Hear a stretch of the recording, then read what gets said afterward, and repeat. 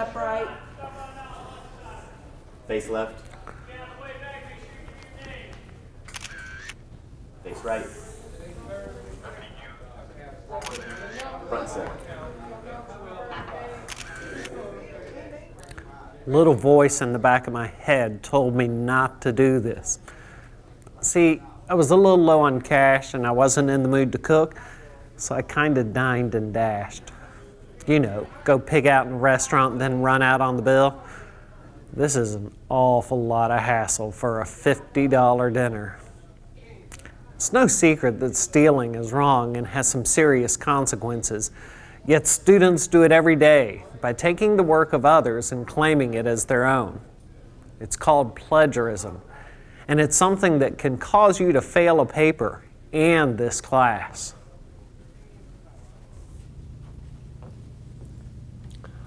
Of course, many cases of plagiarism aren't deliberate attempts to cheat, but rather are the result of failing to understand what to cite in a paper and how to do so properly. We're going to ensure that you don't fall into this trap. Let's start with what must be cited: quotes, paraphrases, and information not commonly known. Any quote you use must be cited, so anytime you use someone else's words verbatim, you must tell the reader where you found the quote. And don't forget to use quotation marks. You must also cite paraphrases. A paraphrase is rephrasing what someone else said, but putting it in your own words. With the exception of including proper names, a good paraphrase should have no more than 3 words in a row from the original quote. Finally, you should cite any information that is not common knowledge.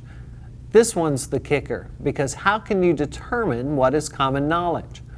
A good rule of thumb is to ask yourself, would the average person on the street know this? For instance, it is common knowledge that most people know the human heart pumps blood through the body. However, most do not know what an implantable cardioverter defibrillator is, so a discussion of this internal heart monitor must be cited. If you're unsure whether something should be cited, play it safe and put a citation.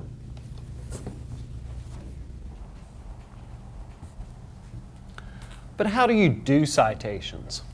Well, there are 2 forms: internal and a list of sources page. The quotation, paraphrasing, and uncommon knowledge examples I used all require an internal citation, one that appears in the paper parenthetically immediately after the information. Any source cited in the paper must also be included on the second form of citation, the list of sources page, which appears at the end of the paper. In MLA papers, a list that contains only sources that were actually cited is called a works cited page, and in APA papers, it's called a references page. If you use a bibliography, you must list every source you consulted, whether it was used in the final draft or not. As I've discussed earlier, the format for the citations, whether internal or on the list of sources, depends on whether you use an MLA or APA format.